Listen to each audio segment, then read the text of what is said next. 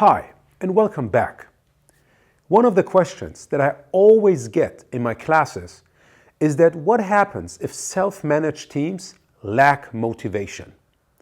In this video, we will deep dive on the topic of what motivation actually is and how you can increase motivation in your team members. Daniel Pink, one of my favorite authors, wrote a great book.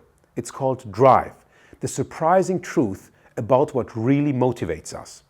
A link to a great talk from him is found at the bottom of this video. In that book, Daniel Pink talks about research that he has done. He actually did some meta-analysis, which means he went through the research of many other researchers, sociologists, psychologists, and economists. His research or his meta-analysis was all about the topic of motivation. He wanted to understand what truly drives our intrinsic motivation. When we look at traditional management, what comes to mind is usually a carrots and sticks approach to motivating people. For good behavior, you get a carrot and a reward. For bad behavior, you get a punishment, being the stick. This way of motivating people only works for rudimentary cognitive skills. For example, if you have to run a certain distance, or if you have to throw a ball through a hoop. The moment you want people's creativity, knowledge, and passion, a carrots and sticks approach to motivating them not only doesn't work, it actually has the contrary effect. This means that people that are incentivized by carrots and sticks, but you want them to do something really cognitive, something creative, perform worse than people who don't receive that carrot and stick motivation. So what works if the traditional approach doesn't? Based on Daniel Pink's research is three things: autonomy, mastery, and purpose. Let's look at each of them one by one. Autonomy is the ability to decide how you're going to do your work. It gives a lot of decision-making authority to you as an individual with regards to how you do your work on a daily basis. When we talk about self-management, for example in Scrum teams, it's actually addressing that piece, the autonomy. The team is allowed to not only decide how much work they're going to deliver in a certain period of time, but also how they're going to deliver that work. And that drives up their motivation. Next one, mastery.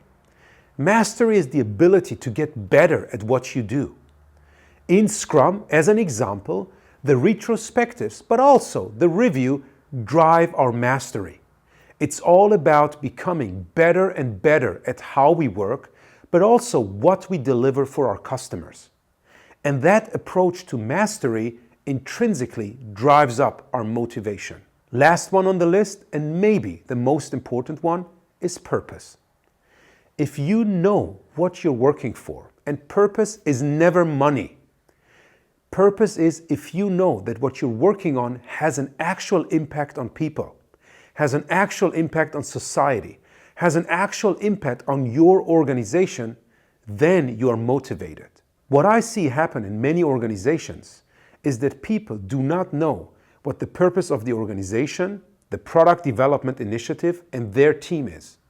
And if all of those things are unknown, of course people are not truly motivated. So one thing you can do as a leader, as an agile coach, or a scrum master, or even as a product owner, is to make sure people know why are they doing the work that they're doing. Show them who will ultimately benefit from their work. And uncouple this from we're going to make more money, because that's not the biggest motivator. That's again a carrot and sticks approach to motivation. I highly encourage you to take a few moments and watch Daniel Pink's video.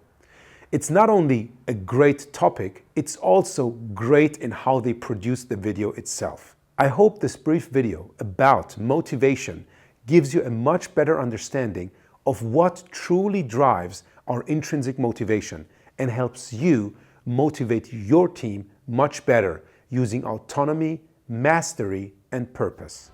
See you in our next video.